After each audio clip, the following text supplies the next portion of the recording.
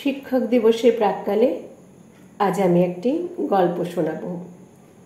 New York শহরের এক ব্যস্ত হাই স্কুল। শহরের ভেতরেই যেন আরেক শহর। শব্দ, কোলাহল আর ক্লান্ত মুখের ভিড়ে বাচ্চারা আসছে স্কুলে। মিসেস হোয়াইট ছিলেন সেই স্কুলের একজন শিক্ষক, নিবেদিত প্রাণ, নিয়মানুবর্তী, কিন্তু কিছুটা শীতল স্বভাবের। তার ক্লাসে একদিন ভর্তি হলো নতুন এক ছাত্র, কালো চামড়ার, হালকা কুঁজো হয়ে হাঁটে, চোখে সবসময় আতঙ্কের ছাপ। নাম জেরেমি স্টোন। জেরেমিকে দেখে কেউ বলতো না সে নবম শ্রেণীর ছাত্র। সব সময় তার হাতে ধরা থাকতো একটা পুরনো চামড়ার ব্যাগ। কোনোদিন ব্যাগটা রাখেনি কোথাও, এমনকি টয়লেটে যেতেও হাতে নিয়ে যেত। ছেলেটা কারোর সঙ্গে কথা বলতো না। শিক্ষকরা তাকে উপেক্ষা করতেন, কারণ সে কোনো প্রশ্নের উত্তর দিত না, এমনকি তাকাতও না শিক্ষকের চোখে। একদিন মিসেস হোয়াইট ক্লাসে জোরে বলে উঠলেন, এই ছেলেটা কি বোবা! উত্তর তো দূরের কথা, নড়াচড়াই করে না ঠিক মতো। সবাই হেসে উঠল। জেরোমের মুখে তখনও একটাই ভঙ্গি, ভয় আর নীরবতা। পরীক্ষায় তার নাম্বার কম, ক্লাসে মনোযোগ নেই। মিসেস হোয়াইট ক্লান্ত হয়ে হাল ছেড়ে দিলেন। একদিন স্কুলে ব্যাগ চেকিং ক্যাম্পেইন শুরু হলো। সবাই ব্যাগ জমা দিচ্ছে। জেরেমির কাছে যেতেই সে আঁকড়ে ধরল ব্যাগটা। না না, এটা কেউ নিতে পারবে না।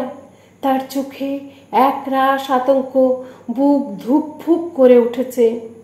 হেড টিচার এগিয়ে এলো, বলল, এভাবে কেউ নিজেকে আলাদা রাখতে পারে না, ব্যাগ দাও।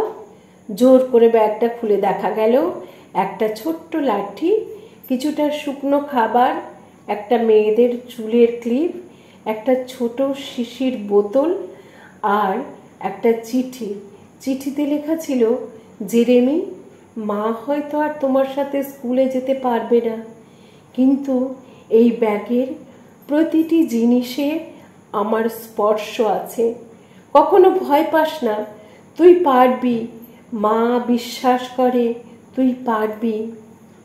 চোখের সামনে এক মুহূর্তে বদলে গেল সব। মিসেস হোয়াইটের মুখে নিস্তব্ধ একটি ছাপ। হেড টিচার বললেন, তার মা গৃহহীন ছিলেন, কিছুদিন আগে রাস্তায় শীতে মারা যান। এরপর থেকে ছেলেটা একাই আসে, একাই যায়। এই ব্যাগই তার মায়ের স্মৃতি। মিসেস হোয়াইট বাড়ি ফিরে রাতে ঘুমাতে পারলেন না। চোখ বন্ধ করলেই ভেসে উঠছে সেই চিঠির শব্দ, তুই পারবি, তুই পারবি। পরদিন স্কুলে তিনি নিজেই খুঁজে বের করলেন জেরেমিকে। পাশে বসালেন, চুপ করে তার হাত ধরলেন, কিছু বললেন না, শুধু চুপচাপ পাশে বসে থাকলেন। তারপর ধীরে ধীরে প্রতিদিন একটু করে তিনি জেরেমিকে পড়ানো শুরু করলেন। প্রশ্ন করতেন না, বরং গল্প বলতেন, তার ব্যাগের জিনিস নিয়ে খেলা করতেন। একদিন বললেন, তোর মায়ের চিঠি আমি প্রতিদিন পড়ি। জেরেমির মুখে সেই প্রথম একটা ছোট্ট হাসি ফুটল। 6 মাসের মধ্যে বদলে গেল ছেলেটি। চুল আঁচড়ে আসে, প্রশ্ন করে, গল্প বলে, বন্ধুও জোটে তার। বছরের শেষে ক্লাস টেস্টে প্রথম 5 জনের মধ্যে সে স্থান পায়। বছরের শেষে বিদায় অনুষ্ঠানে জেরেমি মিসেস হোয়াইটকে একটা ছোট প্যাকেট দিল। ভেতরে ছিল একটা নতুন চামড়ার ব্যাগ আর তার মায়ের চিঠির একটি প্রতিলিপি। সাথে লিখেছিল, আজ আমি আবার মা পেয়েছি, আপনি আছেন বলে আমি হারিয়ে যাইনি। মিসেস হোয়াইট সেদিন কাঁদলেন, কিন্তু তখনও জানতেন না এই ছেলেটি একদিন তাঁর জীবনের সবচেয়ে গর্বের কারণ হয়ে দাঁড়াবে। বছর পেরিয়ে যায়। শহরের পত্রিকায় একদিন বিশাল শিরোনাম ছাপা হয়, ডক্টর জেরেমি স্টোন, গৃহহীন শিশুর জীবন থেকে আমেরিকার সেরা শিশু মানসিক বিশেষজ্ঞ পর্যন্ত তাঁর যাত্রা। প্রবন্ধে লেখা তিনি আজ হাজারো ট্রমাগ্রস্ত শিশুদের মানসিক চিকিৎসা দেন, নিজের মতোই যারা হারিয়ে ফেলেছে আপনজন আর আশ্রয়। তাদের মনে তিনি আশার আলো জ্বালান।